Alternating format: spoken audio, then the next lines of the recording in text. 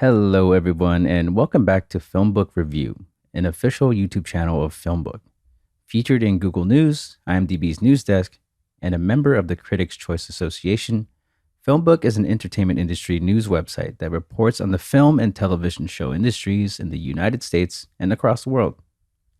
Today on FilmBook Review, I'll be reviewing the film Soft and Quiet, a movie that screened at the 2022 South by Southwest Film Festival.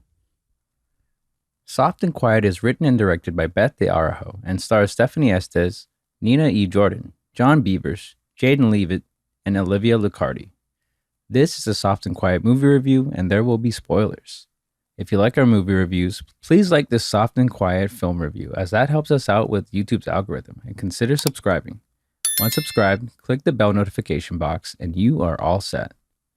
Please also consider becoming one of our patrons on Patreon at patreon.com/filmbook. And now, the Soft and Quiet movie review. Soft and Quiet seems to open with a female kindergarten teacher's concern for a young child who is waiting for his mother to arrive. This teacher soon heads over to meet up with a group of women. She's carrying a pie. The credits come on, and we feel an odd kind of sense of dread.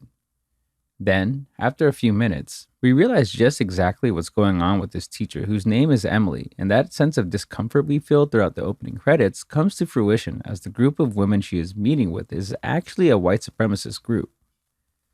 Written and directed by Beth DeArajo, Soft and Quiet plays out initially as one of the most disturbing and important films ever made. These white women in this group seem to be people who could be your friends and neighbors. With friends like these, saying that you'll never need enemies is an understatement. At a church, this group of women discusses what's on their minds from an all lives matter discussion to talk about why some women with darker skin recently stole a job from someone with lighter skin. One of the women is new to the group and is an ex-con. She's named Leslie. When the women discuss obtaining a list of illegals in the neighborhood, the audience may begin to think these women have too much free time on their hands. The pastor of the church knows what's going on and wouldn't mind if these women took it elsewhere.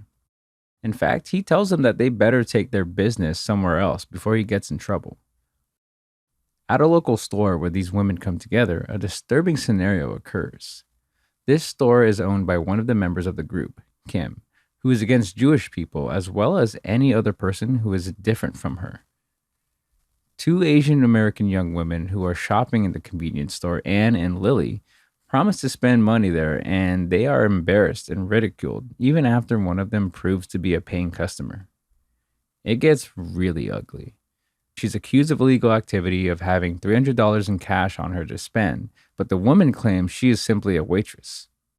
The main action shifts to the house of the Asian woman, Anne, whose home the members of the group break into and whose passport this group of women conspire to steal. Emily's boyfriend, Craig, also becomes entangled in this disgusting scenario. All hell proceeds to break loose. This film is presented in one continuous take and is excellent for bringing to light the horrifying complexity of the lives of the white women who decide to live with hate and fear instead of love and understanding. Writer-director Beth DeArajo presents dialogue that can be realistic at times, and perhaps a bit exaggerated at other times, but the spoken words in the film always remain intriguing because what if these women were real? In today's climate, they are, unfortunately, more realistic than not. Almost certainly, these types of people do exist, and in fact, with real-life recent hate crimes in the media, we know that hate is a real issue that exists in the world today. While DeArajo presents her themes effectively for at least an hour, the movie falls apart towards the end with shaky camera work that feels like something out of the Blair Witch Project, which wouldn't be such a problem if the whole film was presented that way. By starting out as a film that is dialogue driven and ending up as one which is visually driven, or rather sound driven, the movie feels uneven. We end up with something like Neil LaBute's Your Friends and Neighbors crossed with the Blair Witch Project, which is an odd combination. I, in all honesty, didn't follow some of the scenes towards the end because they were too dark, although I heard the characters' fear perfectly.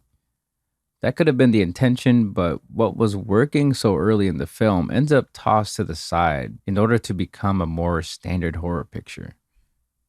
With that said, the first hour of Soft and Quiet cannot be ignored. This movie leaves its viewers terrified of the ideas and acts that some human beings are capable of thinking and carrying out.